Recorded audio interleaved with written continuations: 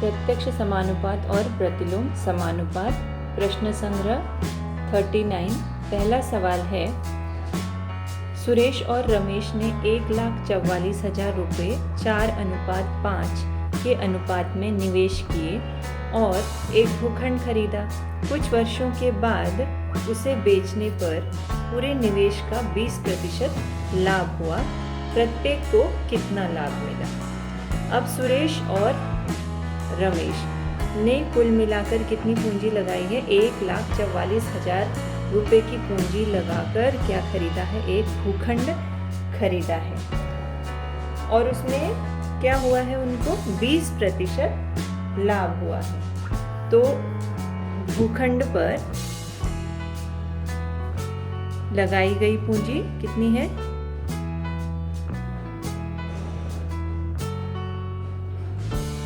1,44,000। अब जितनी रकम लगाई है उसे उन्होंने कुछ वर्षों के बाद उस भूखंड को जब बेचा तो इस रकम का 20% लाभ हुआ। तो 1,44,000 का 20% कितनी रकम होती है वो हम निकालेंगे। तो 1,44,000 का 20% 0 0 0 0 सब कट गया। बचा कितना? बचा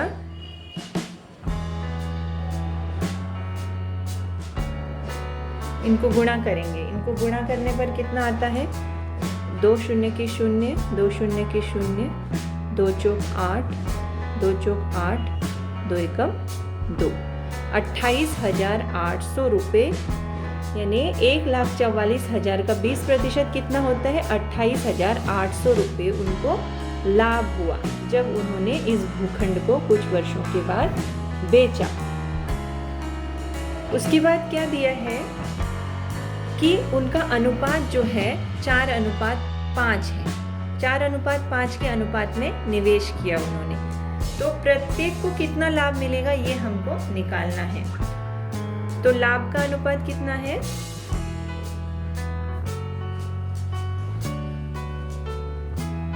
4:5। तो माना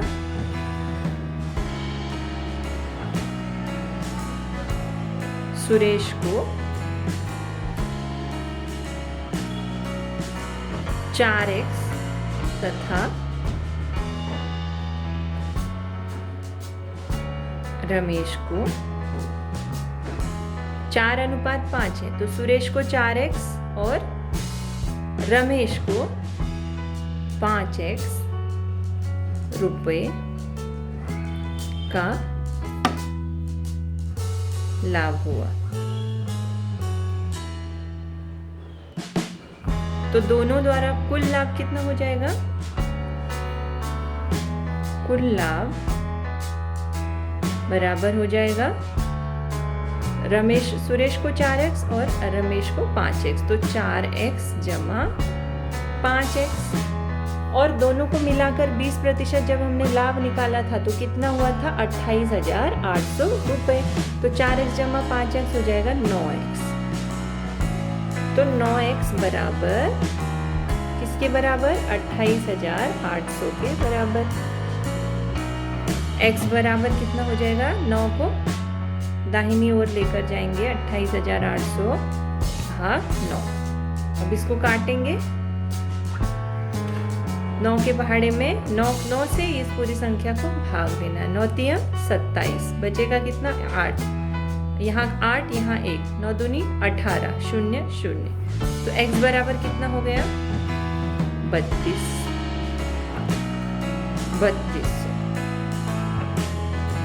x बराबर 3200 हुआ तो सुरेश को कितना लाभ हुआ है? 4x। तो हम दोनों का लाभ निकाल सकते हैं। सुरेश को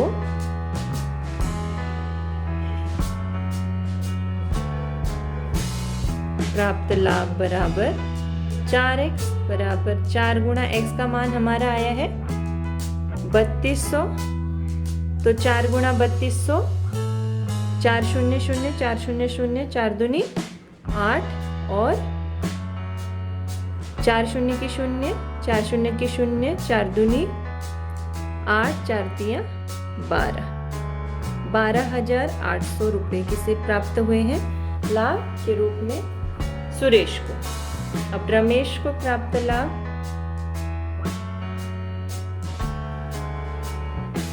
रमेश को प्राप्त लाभ बराबर कितने हैं? 5x, 5 गुणा 3200, 5 गुणा 3200 करेंगे, 5 शून्य की शून्य, 5 शून्य की शून्य, 5 दूनी 10 की शून्य हासिल 1, 5 तिया 15 और 1 16, 16,000 रुपये। सुरेश को कितना लाभ प्राप्त हुआ? 12,800 और रमेश को हुआ है 16,000 रुपया लाभ। अगला प्रश्न है, विराट तथा सम्राट ने क्रमशः 50,000 तथा 1,20,000 की पूंजी लगाकर एक व्यापार प्रारंभ किया। इस व्यवसाय में 20% की हानि हो गई, तो प्रत्येक को कितनी हानि हुई? तो दोनों ने, विराट तथा सम्राट ने 50,000 और 1,20,000 की पूंजी लगाई है। तो दोनों ने कुल पूंजी कितनी लगाई है? कुल पूंजी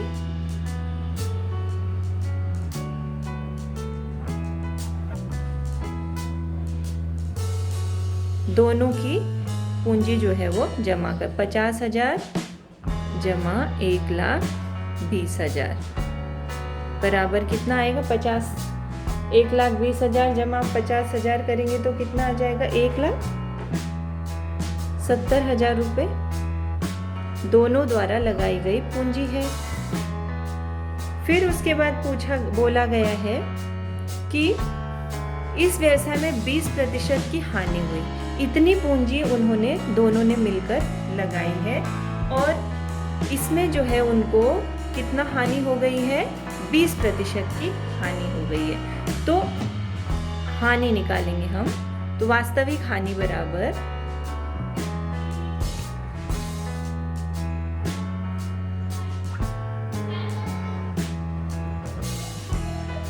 1,70,000 लगाए हैं, उसका 20%, 0 0 0 0 कट गया, कितना हुआ?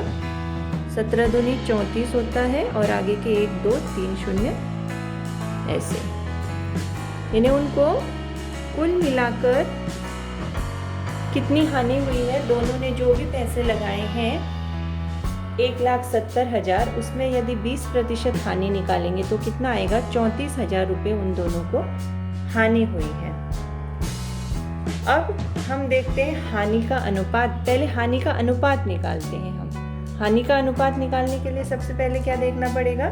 उनकी जो पूंजी लगाई है उन दोनों ने 50,000 और 1,20,000, इन दोनों पूंजियों का सरलतम अनुपात देखना पड़ेगा हमें पहले। तो लगाई गई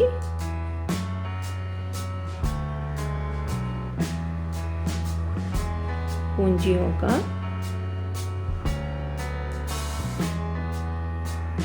सरलतम अनुपात।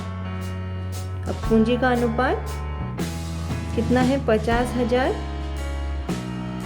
अनुपात 1,20,000, तो कितना आएगा इनमें से? अब यदि हम ये 0 1 2 3 4 शून्य यहाँ, 1 2 3 4 शून्य यहाँ आए, काट देंगे तो कितना आएगा? 5:12 आएगा। 5:12 इनकी जो पूंजी है उनका अनुपात आएगा। तो हानि का अनुपात, इसलिए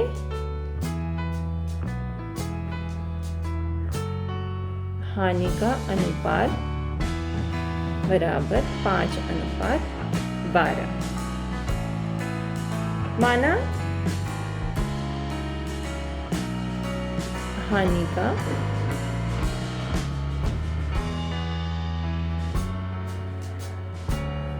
अनुपात दर्शाने वाली जो राशि है उसे हम x मानते हैं, x है। तो विराट को और सम्राट को जो हानि हुई है, तो विराट को हुई हानि बराबर 5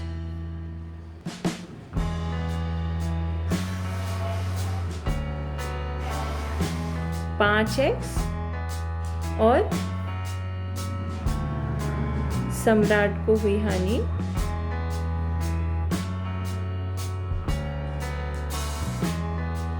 बराबर कितने 12x। तो दोनों को मिलाकर कितनी हानि हुई है अब देखते हैं। कुल हानि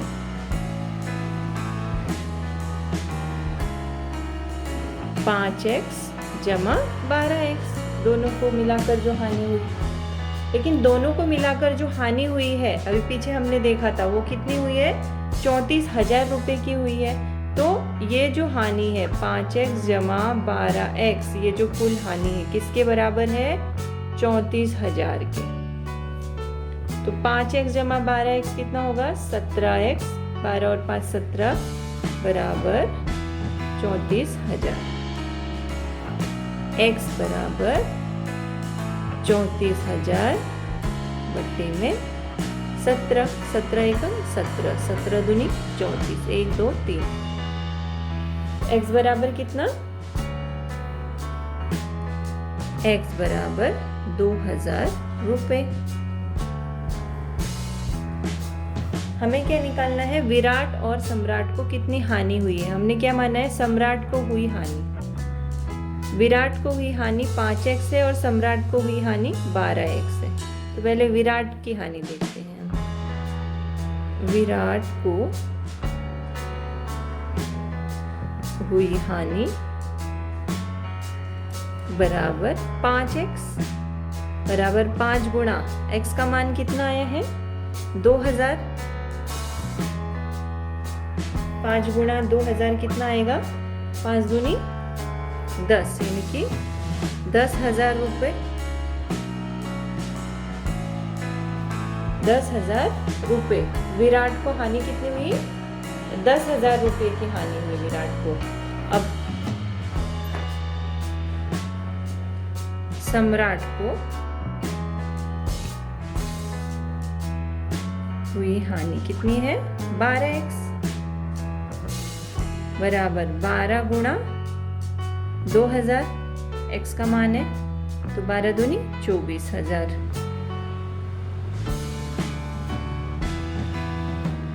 और सम्राट को कितनी हानि हुई, 24,000 रुपए की हानि।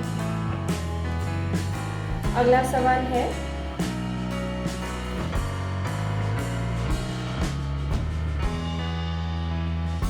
जया, सीमा, निखिल और नीलेश ने मिलकर 3:4:7:6 के अनुपात में कुल 3,60,000 रुपये निवेश करके साझेदारी में व्यापार किया।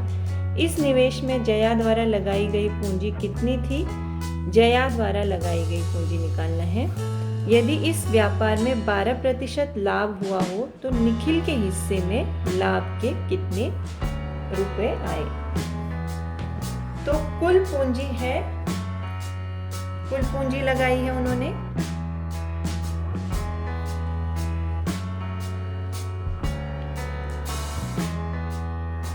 कुल पूंजी कितनी है, 3,60,000। 3,60,000 रुपये लगाए हैं। इसका अनुपात कितना हो जाएगा, कितना दिया है, सवाल में दिया है 3,60,000 का अनुपात। इतने अनुपात में इतनी पूंजी लगाई है, 3:4:7:6। इस अनुपात में जया, सीमा, निखिल और नीलेश ने इतनी पूंजी लगाई है। अब उसके बाद माना कि पूंजी के समानुपात, इस तरह से हम मानते हैं ना, माना कि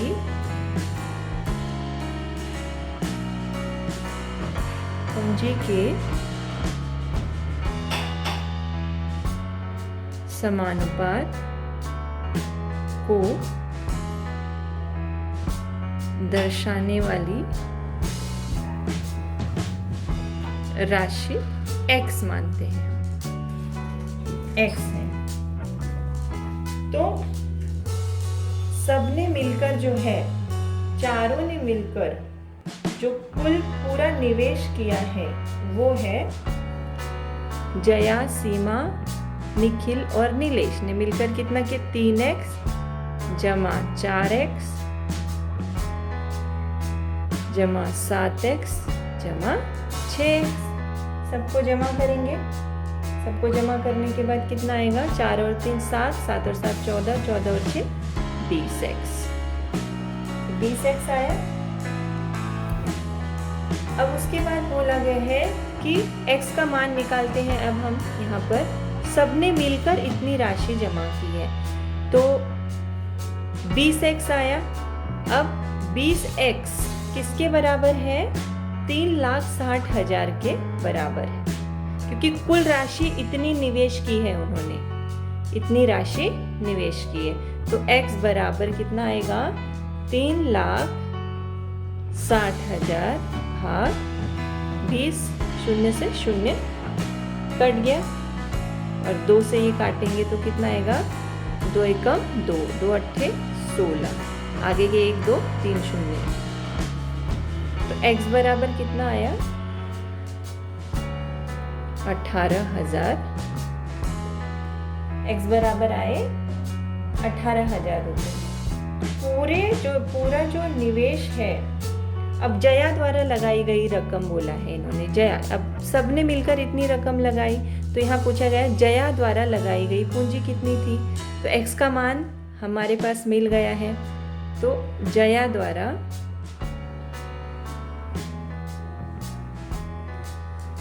लगाई गई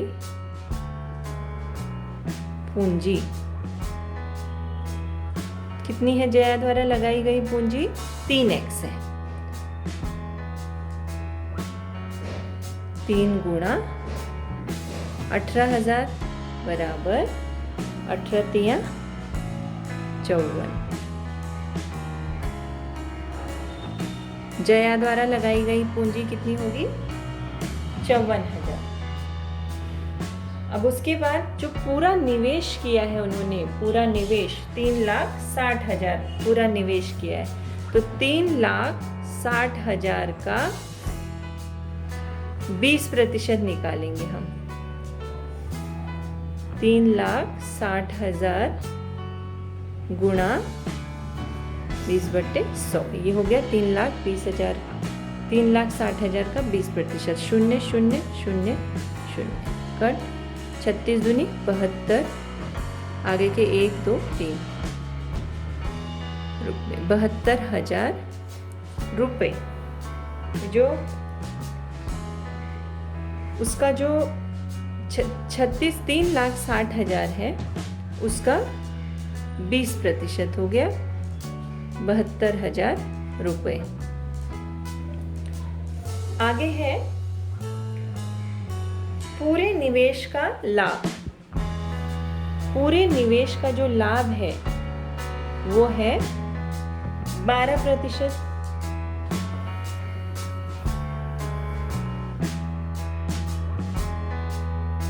पूरे निवेश का 12%। तो पूरा निवेश है 3,60,000 का 12%, 0 0 0 0 कट गया। तो इसको गुणा करेंगे तो 12 0 0, 12 0 0, 12 6 72 की 2 हासिल 7, 12 तिया 36, 36 और 7 हो गया 43। ये हो गया पूरे निवेश का 12% लाभ। अब उसके बाद बोला गया है कि प्रत्येक द्वारा किए गए निवेश का जो अनुपात है उसी में लाभ भी होगा। तो माना लाभ का अनुपात, माना लाभ का अनुपात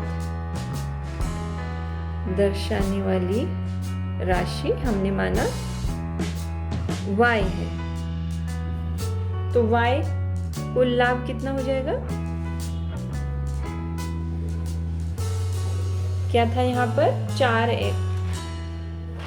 3 4 7 6, तो 3y जमा 4y जमा 7y जमा 6y, ये हो जाएगा लाभ का अनुपात।